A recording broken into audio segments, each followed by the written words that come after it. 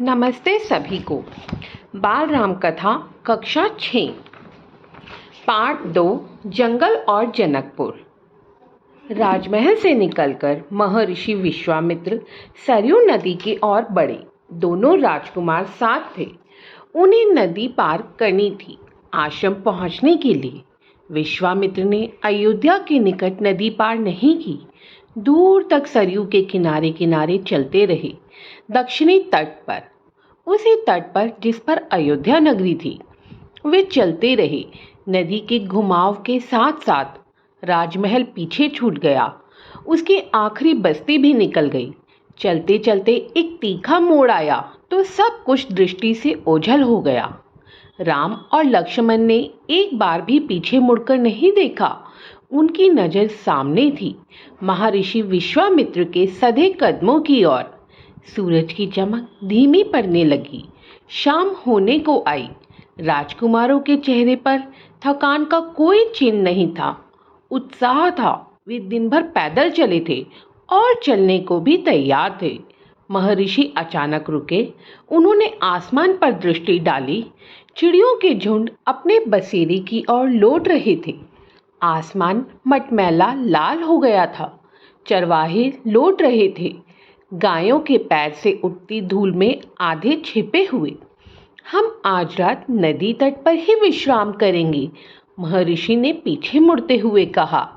दोनों राजकुमारों के चेहरे के भाव को देखते हुए विश्वामित्र हल्का सा मुस्कुराए। राम के निकट आते हुए उन्होंने कहा, मैं तुम दोनों को कुछ विद्याएं सिखाना चाहता हूँ।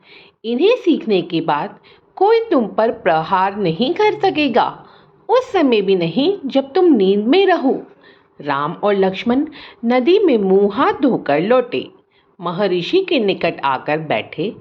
विश्वामित्र ने दोनों भाइयों को बला अति बला नाम की विद्याएं सिखाई। रात में वे लोग वहीं सोए, तिनकों और पत्तों का बिस्तर बनाकर। नींद आने तक महर्षि उनसे बात करते रहे। सुबह हुई, यात्रा फिर शुरू हुई। मार्ग वही था, सरयू नदी के किनारे किनारे। चलते चलते वे एक ऐसी जगह पहुंचे जहां दो नदियां आपस में मिलती थीं। उस संगम की दूसरी नदी गंगा थी। महर्षि अब भी आगे चल रहे थे, लेकिन एक अंतर आ गया था। राम लक्ष्मण अब दूरी बनाकर नहीं चलते थे, महर्षि के ठीक पीछे थे, ताकि उनकी बातें ध्यान से सुन सके। रास्ते में पड़ने वाले आश्रमों के बारे में, वहाँ के लोगों के बारे में, वृक्षों वनस्पतियों के संबंध में, स्थानीय इतिहास उसमें शामिल होता था। आगे की यात्रा कठिन थी, जंगलों से होकर। उससे पहले उन्हें नदी पार करनी थी। रात में ऐसा करना महर्षि विश्वामित्र को उचित नहीं लगा। तीनों लोग वहीं रुक गए, संगम पर बने एक आश्रम में। अगली सुबह उन्होंने नाव से गंगा पार की। नदी पार जंगल था, घना, दुर्गम। सूरज की किरणें धरती तक नहीं पहुंचती थी। इतना घना, वह डरावना भी था। हर ओर से झिंगुरों की आवाज, जानवरों की दहाड़, कर्कश ध्वनियां। राम और लक्ष्मण को आश्वस्त करते हुए महर्षि ने कहा, ये जानवर और वनस्पतियां जंगल की शोभा है, इनसे कोई डर नहीं है। असली खतरा राक्षसी ताड़का से है, वह यहीं रहती है। तुम्हें वह खतरा हमेशा के लिए मिटा देना है। ताड़का के डर से कोई उस वन में नहीं आता था। जो भी आता, ताड़का उसे मार डालती, अचानक आक्रमण कर देती। उसका डर इतना था कि वह उस सुंदर वन का नाम ताड़का वन पड़ गया था। राम ने महर्षि की आज्ञा मान ली, धनुष पर प्रत्यंचा चढ़ाई और उसे एक बार खींचकर छोड़ा। इतना ताड़का को क्रोधित करने के लिए बहुत था। टंकार सुनते ही क्रोध से बिलबिलाई ताड़का गरजती हुई राम की ओर दौड़ी। दो बालकों को देखकर उसका क्रोध और भड़क उठा। जंगल में जैसे तूफान आ गया। विशालकाय पेड़ कांप उठे, पत्ते टूटकर इधर उधर उड़ने लगे। धूल का घना बादल छा गया, उसमें कुछ दिखाई नहीं पड़ता था। फिर ताड़का ने पत्थर बरसाने शुरू कर दिए। राम ने उस पर बाण चलाए, लक्ष्मण ने भी निशाना साधा। ताड़का बाणों से घिर गई। राम का एक बाण उसके हृदय में लगा, वह गिर पड़ी, फिर नहीं उठ पाई। विश्वामित्र बहुत प्रसन्न हुए। उन्होंने राम को गले लगा लिया।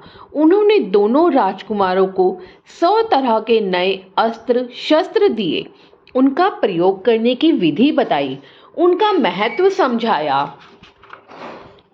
महर्षि का आश्रम वहां से अधिक दूर नहीं था, लेकिन तब तक रात हो चली थी। विश्वामित्र ने वह दूरी अगले दिन तय करने का निर्णय लिया। ताड़का मर चुकी थी, उसका भय नहीं था। तीनों ने रात वहीं बिताई, ताड़का वन में, जो अब पूरी तरह भय मुक्त था। सुबह जंगल बदला हुआ था। अब वह ताड़का वन नहीं था, क्योंकि ताड़का नहीं थी। भयानक आवाजें गायब हो चुकी थीं। पत्तों से गुजरती हवा थी, उसकी सरसराहट का संगीत था। चिड़ियों की चहचहाहट थी, शांति थी। तस्वीर बदल गई थी। सिद्ध आश्रम का अंतिम पड़ाव था महर्षि का आश्रम। रास्ता छोटा भी था, मनोहारी भी। प्राकृतिक सौंदर्य का आनंद लेते तीनों लोग जल्दी ही आश्रम पहुंच गए। आश्रम वासियों ने उनकी अगवानी की, अभिनंदन किया। उनकी प्रसन्नता दुगनी हो गई थी। महर्षि विश्वामित्र के आश्रम लौटने की खुशी, राम लक्ष्मण के आगमन का सुख। विश्वामित्र यज्ञ की तैयारियों में लग गए। अनुष्ठान प्रारंभ हुआ। आश्रम की रक्षा की जिम्मेदारी राम लक्ष्मण को सौंपकर महर्षि आश्वस्त थे। अनुष्ठान अपने अंतिम चरण में था, पूरा होने वाला था कुछ ही दिनों में। 5 दिन तक सब ठीक ठाक चलता रहा, शांति से, निर्विघ्न। लगता था कि राजकुमारों की उपस्थिति ने ही राक्षसों को भगा दिया है। राम और लक्ष्मण ने यज्ञ पूरा होने तक न सोने का निर्णय किया। वे लगातार जागते रहे, चौकस रहे। कमर में तलवार, पीठ पर तुनीर, हाथ में धनुष, प्रत्यंचा चढ़ी हुई, हर स्थिति के लिए तैयार। अनुष्ठान का अंतिम दिन, अचानक भयानक आवाजों से आसमान भर गया। सुबाहु और मारीच ने राक्षसों के दल बल के साथ आश्रम पर धावा बोल दिया। मारीच क्रोधित था, यज्ञ के अलावा भी इस बात से कि राम लक्ष्मण ने उसकी मां को मारा था। ताड़का को राम ने राक्षसों का हमला होते ही कार्रवाई की, धनुष उठाया और मारीच को निशाना बनाया। मारीच बाण लगते ही मूर्छित हो गया। बाण के वेग से बहुत दूर जाकर गिरा, समुद्र के किनारे। वह मरा नहीं।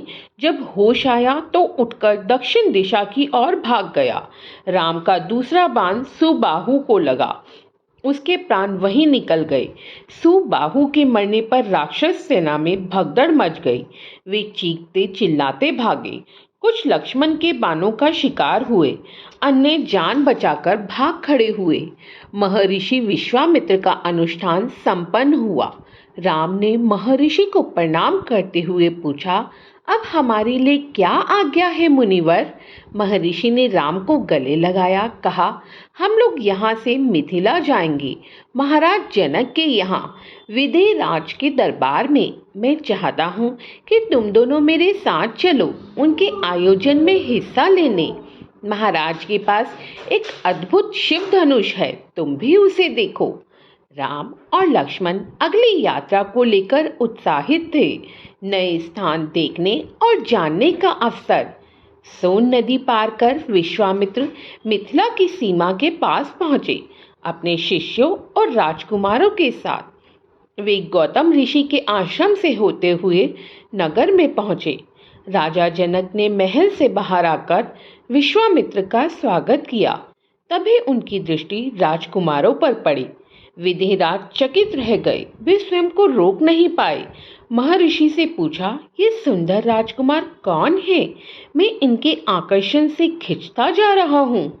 ये राम और लक्ष्मण हैं, महाराज दशरथ के पुत्र। मैं इन्हें अपने साथ लाया हूँ, आपका अद्भुत धनुष दिखाने। विदेहराज ने महर्षि, उनके शिष्यों और राजकुमारों के ठहरने की व्यवस्था की, एक सुंदर उद्यान में। अगले दिन सभी आमंत्रित लोग ऋषि मुनि और राजकुमार यज्ञशाला में उपस्थित हुए। वहां महर्षि ने फिर धनुष का उल्लेख किया। महाराज जनक ने अपने अनुचरों को आज्ञा दी, शिव धनुष को यज्ञशाला में लाया जाए।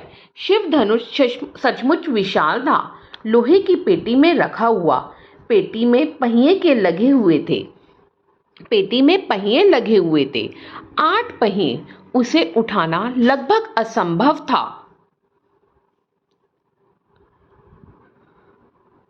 पहियों के सहारे खिसकाकर उसे एक से दूसरी जगह ले जाया जाता था।